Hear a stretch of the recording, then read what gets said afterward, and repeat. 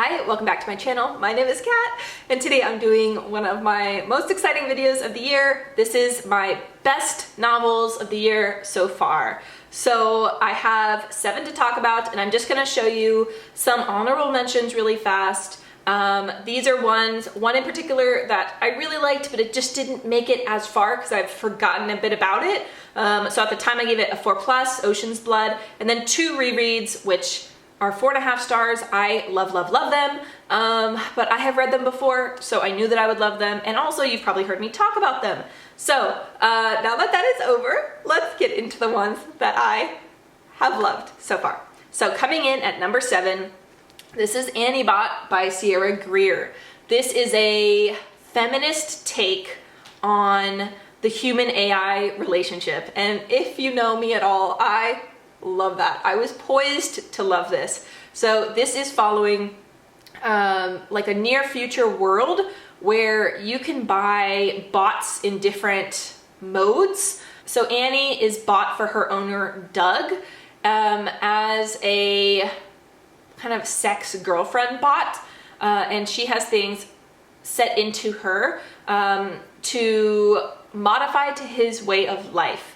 And there are different bots for like cleaning or for nannying, and her place in the world is very set. And as she learns more about Doug and what he wants, she then modifies herself to fit his needs, until she realizes that there seems to be a difference between what he thinks he wants and what he actually wants, and she starts to learn and teach herself about things online, and the gap widens between them and things start to disintegrate.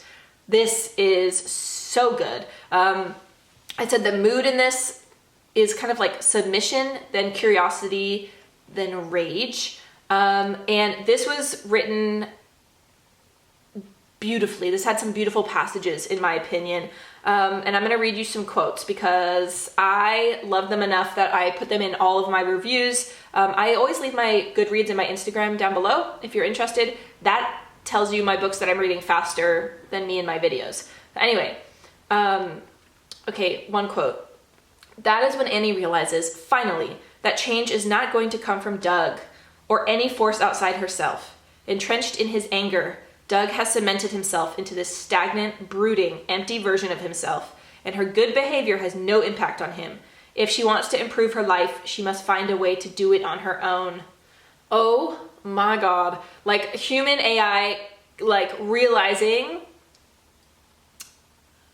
how abusive and manipulative and just daily passive aggressiveness of the relationship, and like learning it, and it's so on point to like modern reality that it makes you so mad for her when she doesn't know what she's even encountering, like what she's experiencing yet, because it's basically Born Sexy Yesterday, where she was like turned on like a year ago. So she doesn't know, she's learning and adapting, but we already know, and we're like, he's the worst.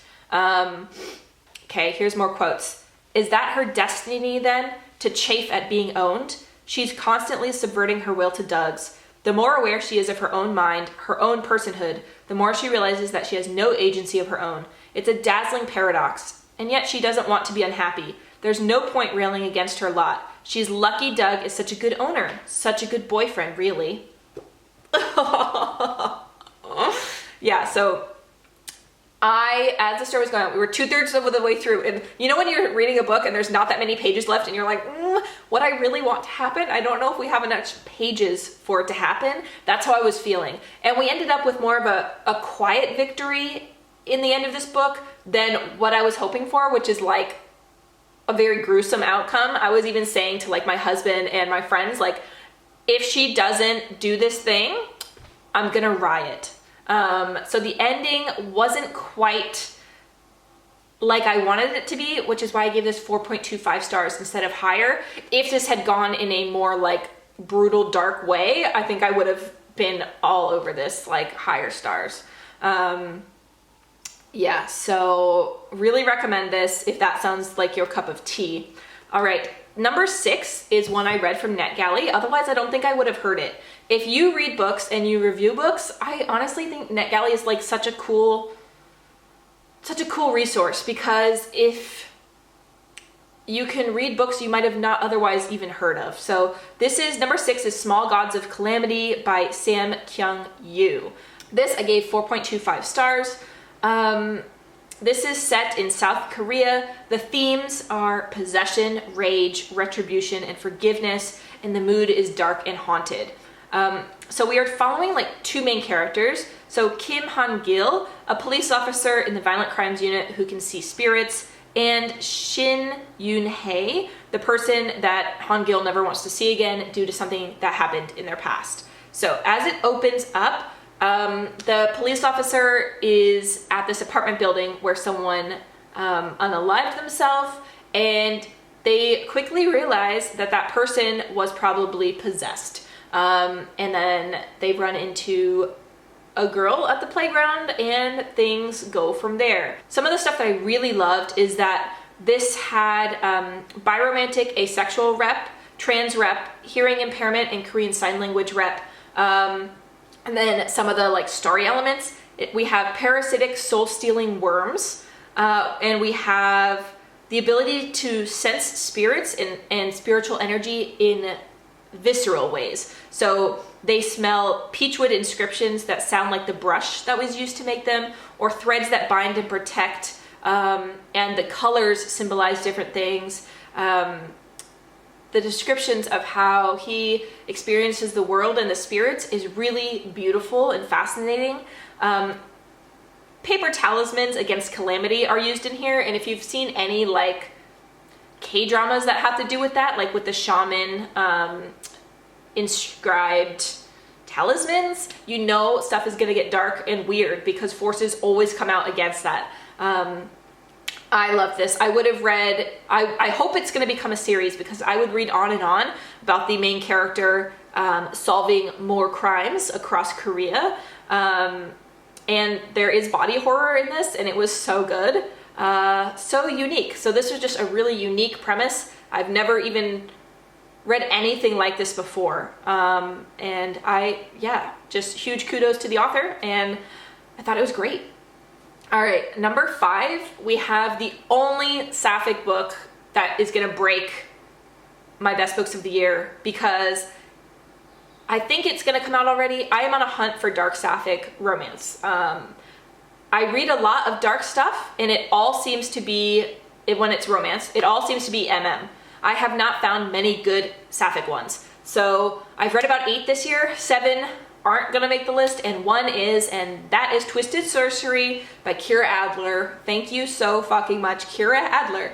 So this is in a very, very dark world where there are vampires and witches and kind of fantasy elements like that, but picture it more as this really gritty city that also has a huge like drug and illegal trade like underbelly.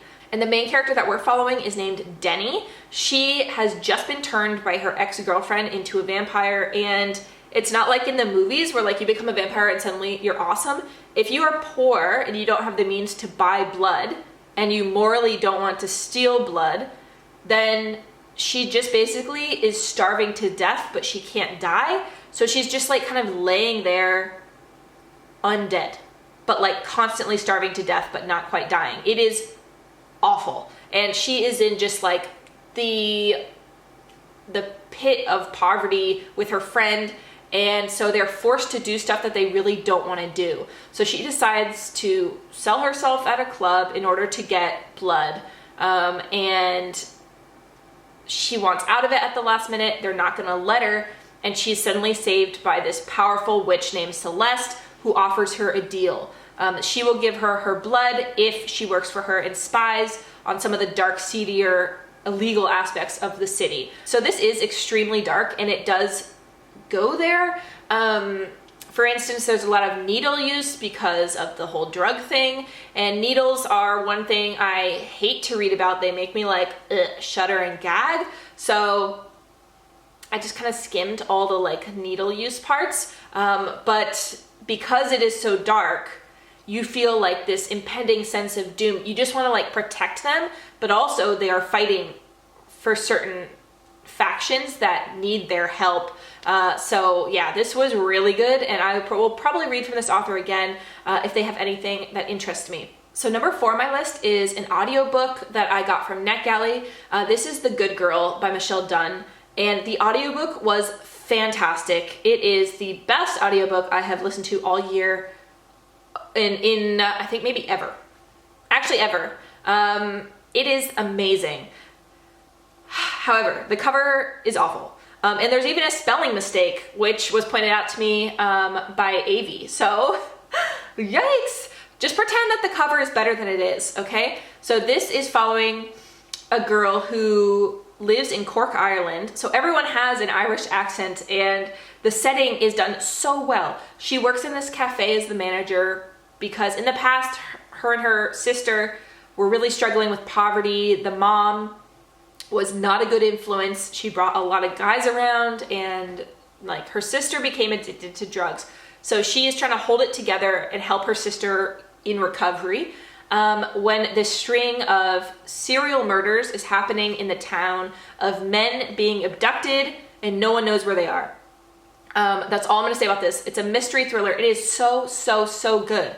And it's just the empathy that the author writes with for the people and their situations, and the grinding awfulness of poverty and like trying to fight against the system, but then constantly being rebuffed, and what that could do to you as a person was done so beautifully, so well. It makes me very upset that the cover isn't better. Like if this had an awesome cover, I feel like more people would love this and know about this. But I'm telling you, if you like mystery thrillers and a really good audiobook, please pick this one up. It will be so worth it. I gave that 4.25 stars. Okay, and now we are into our 4.5 stars. Number 3 is To Catch a Firefly by Emmy Sanders. So this is actually just like a sneak win. I just read this. This was the last book I read in June. This was because I had just read or am reading a bunch of really dark, depressing stuff, and my mental health was beginning to go like this. So I went on Reddit, thank you Reddit, and I was like, the best queer, soft romances that will heal your heart of all time. Something like that. And this was really upvoted to Catch a Firefly, and it did it. It was so soft. So unlike all the other stuff, this has 2 green flags, and they are evergreen. They are so good. This is set in a small town in the country where they're known for corn. And we have 2 main characters. They meet when they are kids. So there's Ellis, and he is different than other kids. He has undiagnosed autism when he's little, and he's like really withdrawn, and he's just kind of this quiet kid.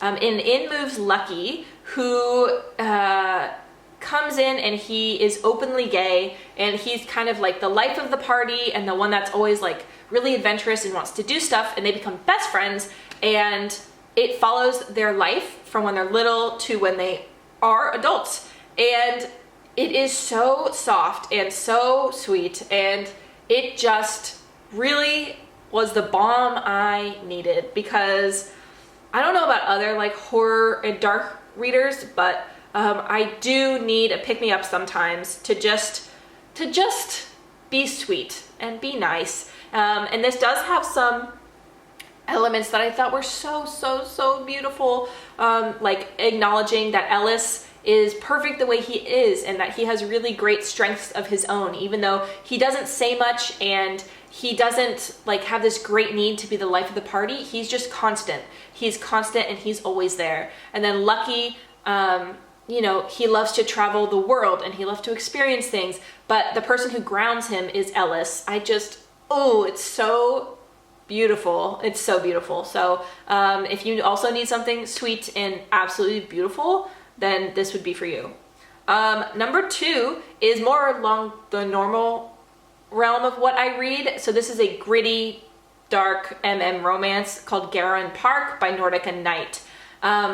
This is dealing with 2 rivals who are motocross like competitors from when they're little, and now I think they're young 20s, and they hate each other. I mean, they really hate each other. They live in the same trailer park, and whenever they see each other, they either verbally attack each other or physically attack each other. They are always having like knockdown, drag out fights where one of them is leaving with a busted lip and the other one has a black eye. And one night, when one of them wins the motocross and the other one loses, the one who loses, the dad, because he's awful, beats him so bad and shanks him that he's like bleeding out. So he's seeking his brother, who is best friends with his rival's brother.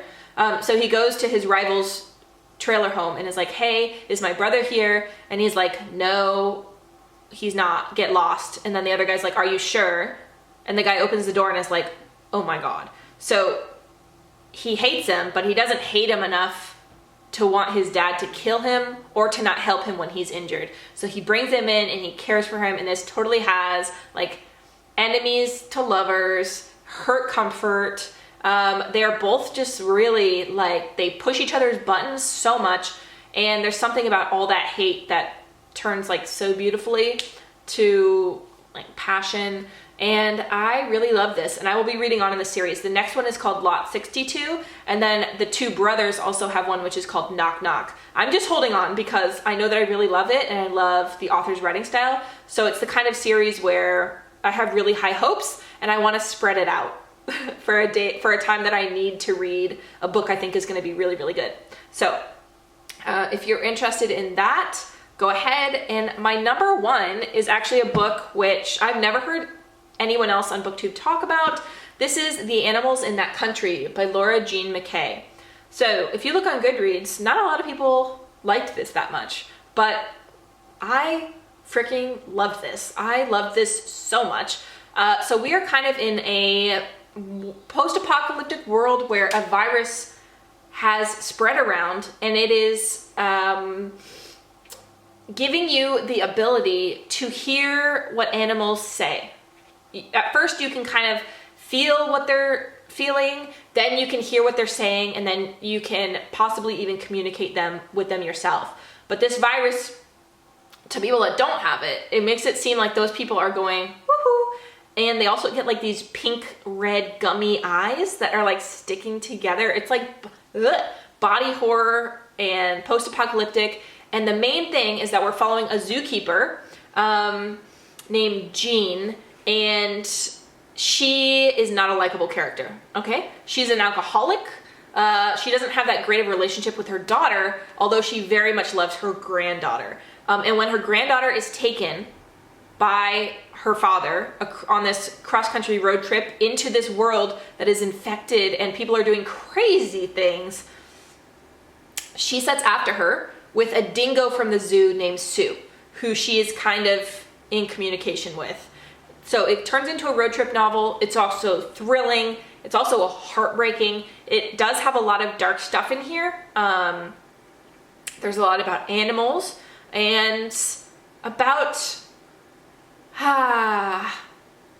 what bonds us together and when we need to let go of things.